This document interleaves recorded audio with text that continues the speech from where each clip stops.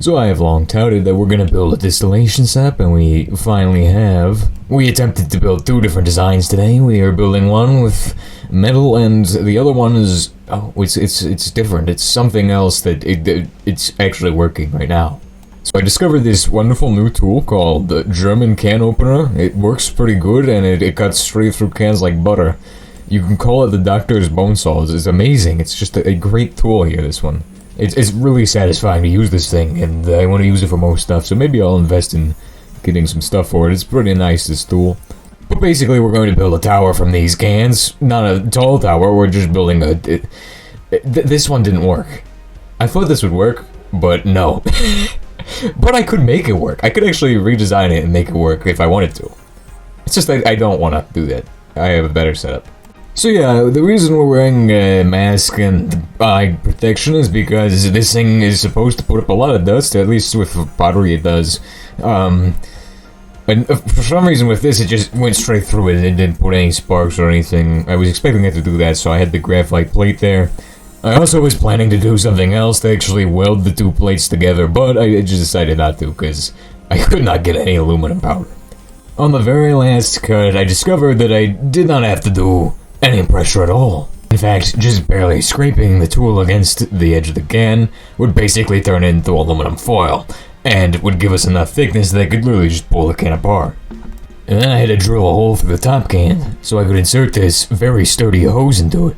The idea was that we would use the hose to funnel the steam into the collection apparatus. However, this does not work, and there's actually a way better way of doing this that I did not think of at the time. And that is simply just to use a pot with another pot, or inside of it, and then a lid that's upside down with ice on top, which basically condenses the water and makes it all down into the pot in the center. That would be the most optimal way of doing this. However, we decided to do this instead for some reason, because it looks cool. The temperatures inside were enough to basically produce steam. However, they were not hot enough to produce steam at a rate fast enough to actually go through the tube. And getting it even hotter would not be ideal, as the tube would probably, just something bad would probably happen to the tube, honestly. So I didn't want to go any higher, and we had to find a better way to do this. And that brings me to my favorite place, the great outdoors, this beautiful place back here, where the first shot was taken, behind my house. Pretty nice. I really like the way the grass looks, and the way it looks here. It's just beautiful. I mean, it's not green because it's not winter, but, it's just nice. Anyway, we needed our dear friend, Cinderblock, to be conscripted into our wonderful new device. Now these fellas are kinda fragile, but they're also kinda not fragile. You can break them if you accidentally drop them too hard on another hard object, but you can throw them in grass perfectly fine. That's not really important though. Basically, we're gonna use this big old drum, and we're going to put this guy in there to act as both a support and a weight to hold it all down, as it can get quite windy where I live. That white carton is going to be collecting drips of condensation. The way this works is that we're going to harness the power of the sun, basically free energy at this point, which is why I kind of like this method much better, because I don't have to use any heat energy or anything, I just use the sun. But basically the sun is going to heat up this thing, and the heat's going to be trapped in there by this cover, which also collects the water. And this cover will be weighted so that way all the condensation drips down the cover and then onto this jar, whatever this white thing is, collection apparatus. Now this has to be sealed so that way this thing doesn't go flying away, and also does not decide to leak out the moisture we're trying to collect. In theory, this should work and should give us ion-free water, and should allow me to basically have infinite amounts of distilled water at no cost, as I could literally just throw mud into there and it would probably turn into distilled water, honestly.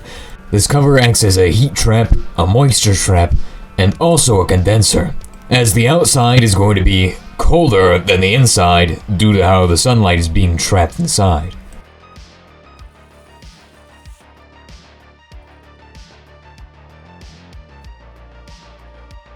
Now I made sure to thoroughly check for leaks, as any leaks could cause moisture to escape into the air, and we don't want that. We want all of the moisture to be ours, not the air's. The air already has enough moisture as is. Honestly, if I put a dehumidifier outside, it would probably just give us as much moisture as this thing would give us in, like, less time.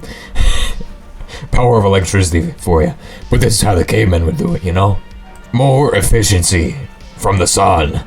Less energy costs from the sun. Yeah. So I also tried finding a suitable rock for the top. This one was too heavy, so I decided to try to break it on the ground. This is from a cinder block. I didn't throw it hard enough, but I didn't want to because it would make a lot of noise. And then I found these sufficiently sized painted red rocks, which are quite nice as they have the exact size we would need to hold this down and give us enough of a point that all of the condensation will fall down thanks to gravity.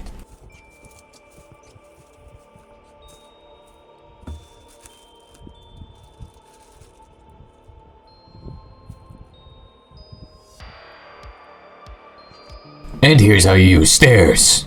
So after a few hours, we'd finally gotten some condensation to form. It was noticeable to touch if you were to stick your hand under any of the open spots, which I found one open spot, and that was it. That was the only open spot. And there was absolutely no condensation around there, but it didn't affect anywhere else, so it was pretty good. Now later on, I heard a very loud noise outside, and I thought this was an animal jumping straight into the bin, because they want the water, you know.